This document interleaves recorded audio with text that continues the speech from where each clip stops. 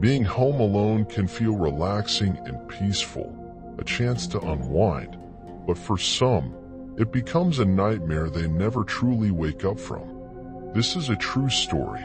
It happened in 2018, in a quiet Oregon town, the kind of place where everyone knows each other and nothing bad ever happens until one weekend, when 17-year-old Sarah was left home alone. Sarah's parents were off to Seattle for a business trip. Just 2 nights. They'd done this before, and Sarah was responsible, mature, and not the type to throw parties. She planned to spend the weekend relaxing, catching up on shows, and prepping for exams. Saturday evening was calm. She ordered pizza, lounged in pajamas, scrolled through TikTok, and settled into bed around 10:45 p.m. Outside, the wind picked up, and light rain began to fall. She left a hallway light on and dimmed her bedroom lamp, queuing up her favorite series on Netflix. Nothing unusual, until she heard it. It was subtle at first, a faint crunch, like gravel being disturbed. Her room faced the backyard, and her window was only a few feet above the ground. She paused the show, pulled her blanket tighter, and listened. 1 crunch, then 2, then silence. Maybe a raccoon, she thought, or maybe just wine knocking something over. But then, her phone buzzed. An unknown number, no name, no photo. The message read, "Why'd you pause the show?" She froze. She stared at the message. Her heart thudded.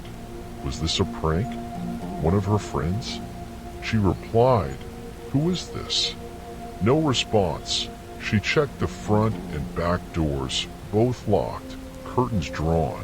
Then she peeked outside the bedroom window. Rain shimmered under the porch light. The backyard was empty, still. She turned on every light in the house and grabbed the biggest kitchen knife she could find. Her hands were trembling, and the house suddenly felt too quiet. Time passed. Midnight. She sat on the couch, phone in hand, gripping the knife. Then, another message. "You look scared. I liked it better when you were smiling." She felt sick. Her stomach turned. She wanted to scream, to cry, but she was frozen. This person wasn't just messing with her. They were watching her. Now. Then she heard it. A whisper, faint, but clear. "Sarah." It came from the hallway. Not loud, not aggressive, just enough to paralyze her.